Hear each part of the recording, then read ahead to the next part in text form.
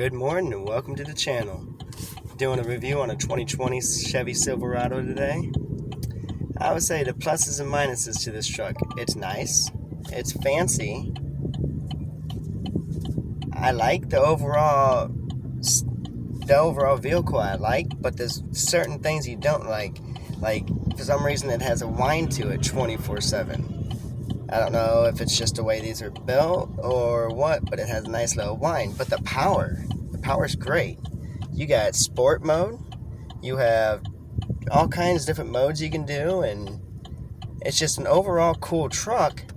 But there's pluses and minuses, like I was saying, like the tailgate. If you lock the truck, it won't lock.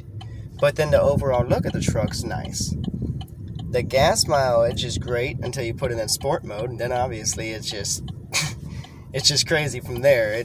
It has power. It gets up and goes. Sport mode is a ridiculous mode for this truck. You wouldn't think the truck would actually get up and go that fast, but the truck gets up and goes, drives like really smooth. It sits up high, but I would say the 2011 that I have compared to the 2020 that I'm driving right now, I like the 2011 because if you lock it, the tailgate locks, everything locks. It's nicer inside. It's roomier inside.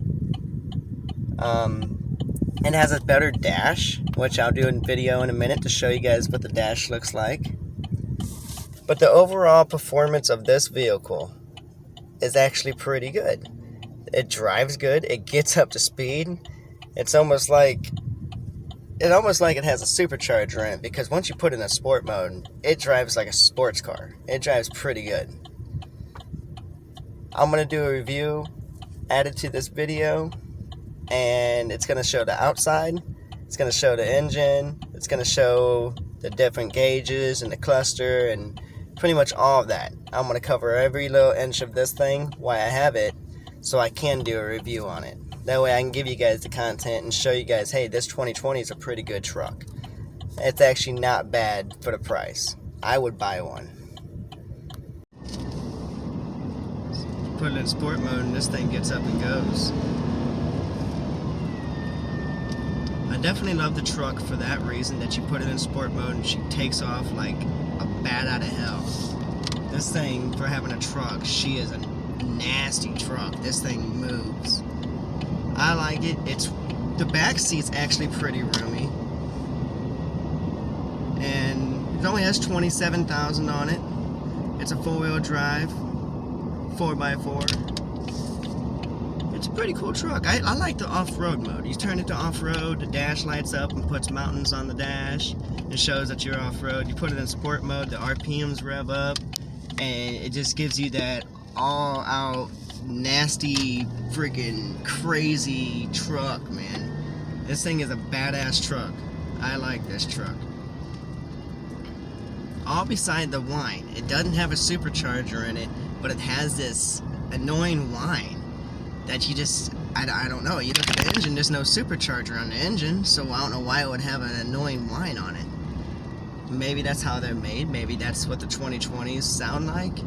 I don't know. In my opinion, I would make it a louder exhaust, not even hear that whine, to cover up that whine. Because nobody ever wants to just drive and hear a nasty whine.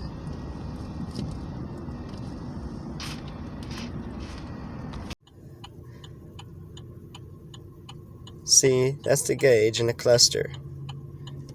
Now, if you turn it over here, you can turn it to sport, you can turn it to off-road, you got normal, sport mode. Sport mode's pretty quick. Obviously. Just did a burnout at the stoplight on accident.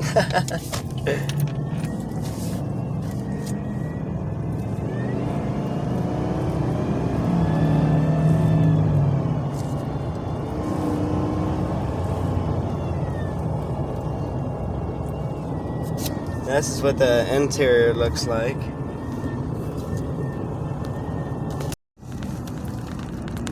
Cruising through the beach life.